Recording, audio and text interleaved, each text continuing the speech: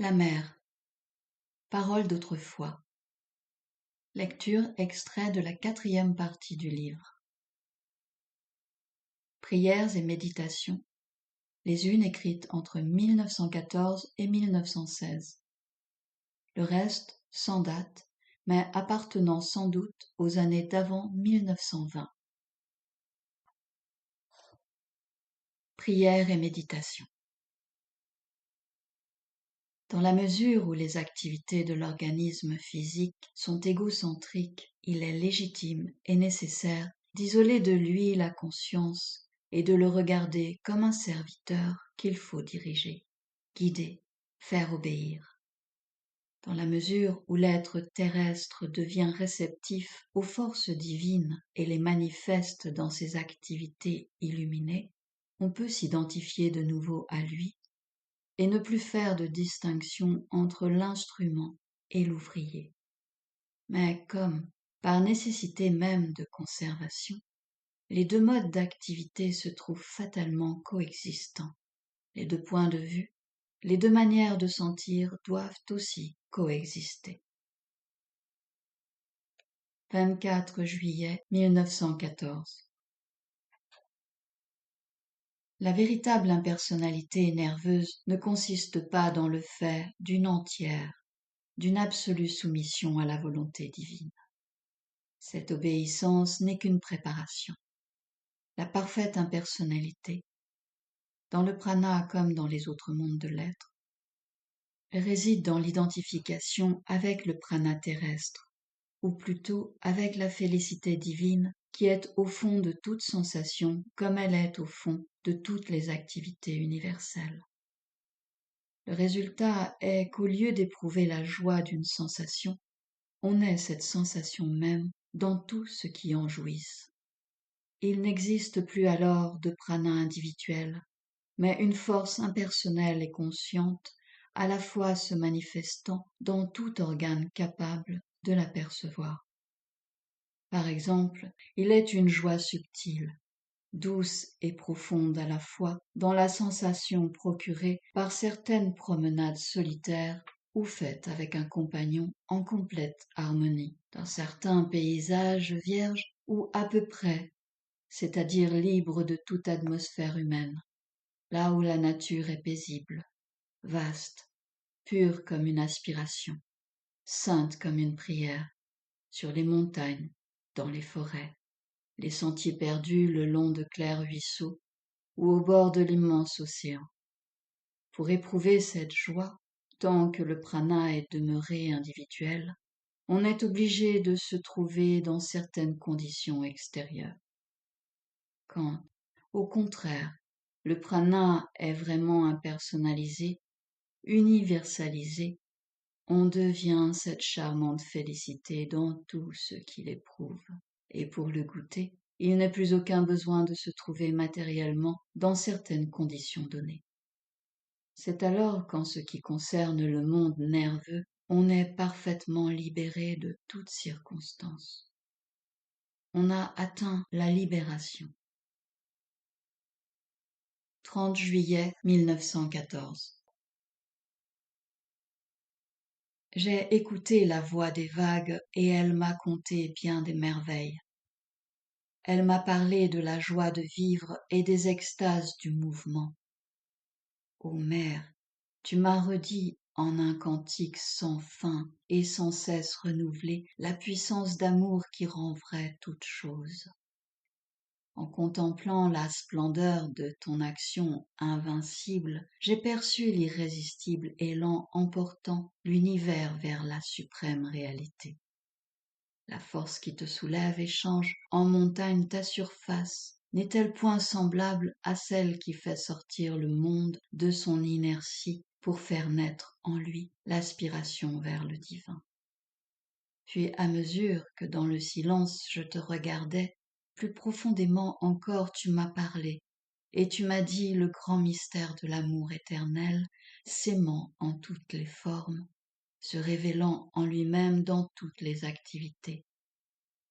Déjà en mon être, cet ineffable amour vivait conscient de lui-même, mais à cette heure-là, sa vie revêtit une exceptionnelle intensité, ou peut-être la perception individuelle fut d'une exceptionnelle clarté. Ô Seigneur adorable, souverain maître du monde, toi qui étant tout possèdes et jouis de tout, as-tu, à cet instant de ton éternité, jeté un plus précis regard vers nous pour que nous soyons ainsi baignés d'une telle magnificence d'amour? Ou bien as-tu, dans l'humble instrument de cet être fugitif et limité, voulu goûter de façon plus forte et complète, plus intense et précise, ta propre joie d'être et de te manifester? Tout s'est soudain éclairé de l'inexprimable beauté de ta vérité, et dans le miroir de la conscience individuelle, tu as réfléchi l'infinie variété des modes d'expression propres de ton être qui est amour. Douleur et jouissance s'unissaient à se confondre en une extase qui semblait devoir consumer l'être de ces flammes ardentes. Oh, que ce quelque chose de toi, qui s'est cristallisé en ce que j'appelle mon être, t'a bien compris et t'a puissamment aimé en ces instants inoubliables. Toutes les barrières de la pensée et de la sensation avaient disparu, consumé l'ardeur de ton feu divin, et ce fut bien toi-même en cet instant qui jouit de ton éternelle et infinie présence en tout. Tu fus toutes les actions et toutes les résistances, toutes les sensations et toutes les pensées, celui qui aime et celui qui est aimé, ce qui se donne et ce qui reçoit en une inépuisable, émouvante harmonie. J'ai écouté le cantique des vagues et il m'a conté de bien grandes merveilles. Mars ou avril 1915. Savoir renoncer à la satisfaction de l'instant présent en vue de la réalisation de son idéal est le grand art de ceux qui veulent faire produire son maximum à leur fugitive existence intégrale. Il y a d'innombrables catégories parmi ceux qui réussissent. Ces catégories sont déterminées par le plus ou moins d'envergure, de noblesse, de complexité, de pureté, de luminosité de leur idéal. On peut réussir comme chiffonnier et réussir comme maître du monde et même comme parfait ascète. Et dans les trois cas, quoiqu'à des degrés très différents, c'est la maîtrise de soi plus ou moins intégrale et étendue qui permet la réussite. Par contre, il n'y a qu'une façon d'être, un raté, et cela arrive aux plus grands, aux plus royalement intelligents, comme aux plus petits, aux plus bornés, à tous ceux qui ne savent pas subordonner la sensation présente à l'idéal qu'ils voudraient accomplir sans avoir la force de prendre le chemin. Identique pour tous, dans sa nature sinon dans son étendue et sa complexité, qui mène à cet accomplissement. Entre les deux extrêmes de celui qui a pleinement, parfaitement réalisé ce qu'il avait conçu et celui qui n'a pu rien réaliser du tout, il y a, bien entendu, une échelle presque illimitée des cas intermédiaires, et cette échelle est remarquablement complexe, puisqu'à la différence entre les degrés dans la réalisation de l'idéal, vient s'ajouter la différence entre les qualités diverses de cet idéal lui-même. Il est des ambitions qui ne visent que des intérêts matériels, sentimentaux ou intellectuels personnels, d'autres qui ont des buts plus généraux, plus collectifs, plus élevés, d'autres enfin qui sont, pour ainsi dire, surhumains et veulent escalader les cimes qui mènent vers les splendeurs de vérité, de conscience et de paix éternelle.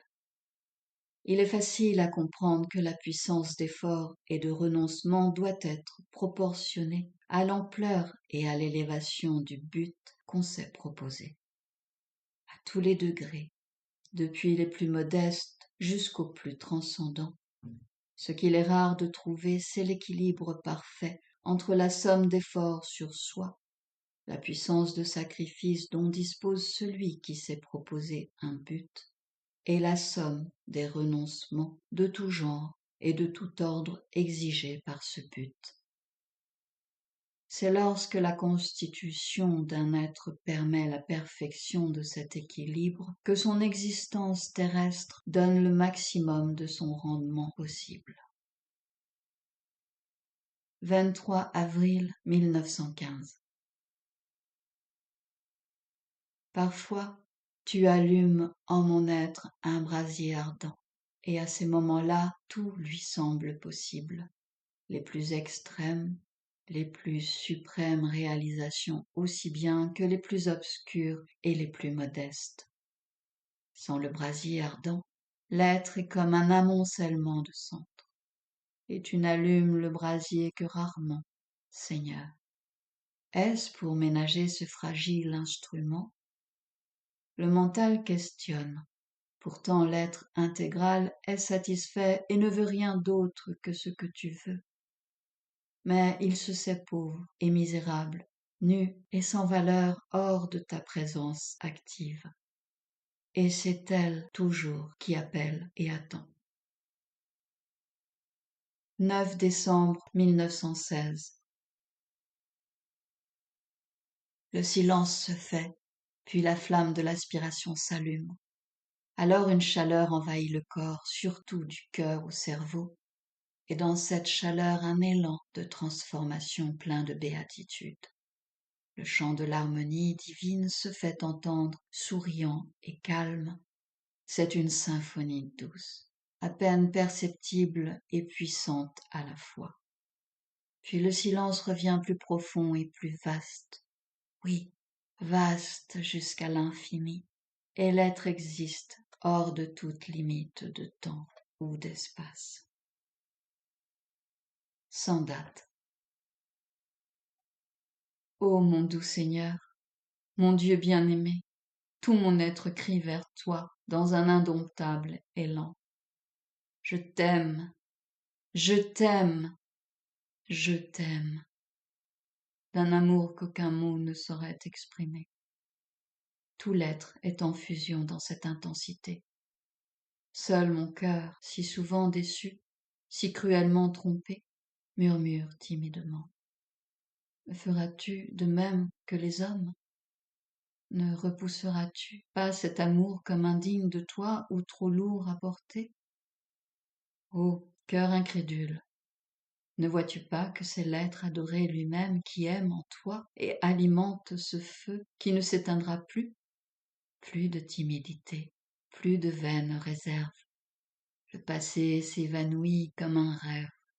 Il ne reste plus qu'un présent merveilleux, fait de sublime éternité.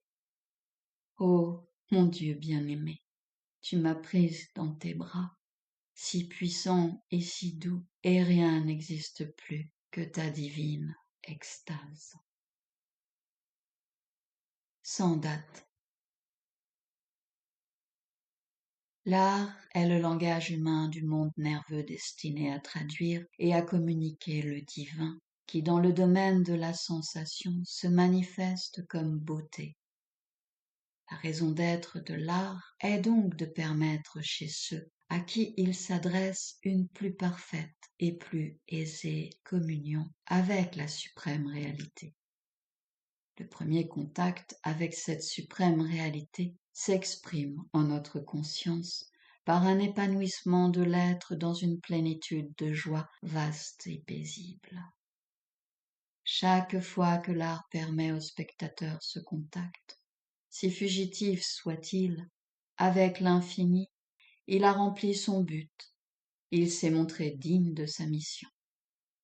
Ainsi, un art, quel qu'il soit, qui depuis des siècles donne à un peuple des émotions et des joies, ne peut être un art méprisable puisqu'il a, au moins partiellement, rempli sa mission de porte-parole plus ou moins parfait de ce qui est à exprimer.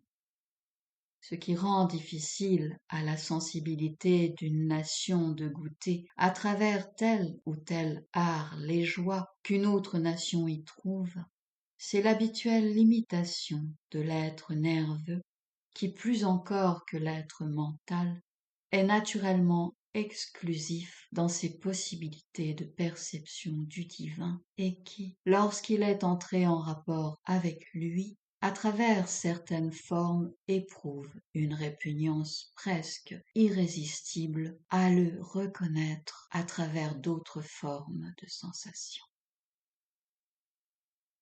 Sans date.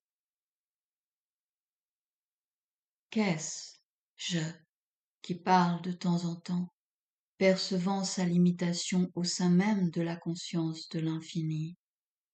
Il est le point de concentration où la volonté qui est au-delà se fait consciente individuellement afin de pouvoir se manifester à travers l'instrument terrestre. Il est, en somme, l'intermédiaire individualisé entre l'outil et la pensée de l'ouvrier, une sorte de main plus ou moins habile. Le je se sait tout à fait indépendant du moyen de manifestation actuel, forme, corps, entourage, éducation, expérience sensorielle. Il est un élément constitutif du tout, une partie infinitésimale de l'univers. Sa durée en tant que je, identique à celle de l'univers, dépend d'elle. Il sait que seul ce qui n'est aucun je peut être libre de cette dépendance, être éternellement. Le je sait qu'il est parfaitement soumis à cela qu'il ne peut penser, qu'il est mu par cela, et par conséquent il ne dit pas je veux, mais il me faut vouloir, ou on me fait vouloir. Et soumis à son maître éternel, maître de son outil temporaire, sachant qu'il disparaîtra en même temps que l'œuvre pour laquelle il fut créé, il l'accomplit joyeusement, sans hâte qu'elle s'achève, ni désir qu'elle se prolonge. Sans date.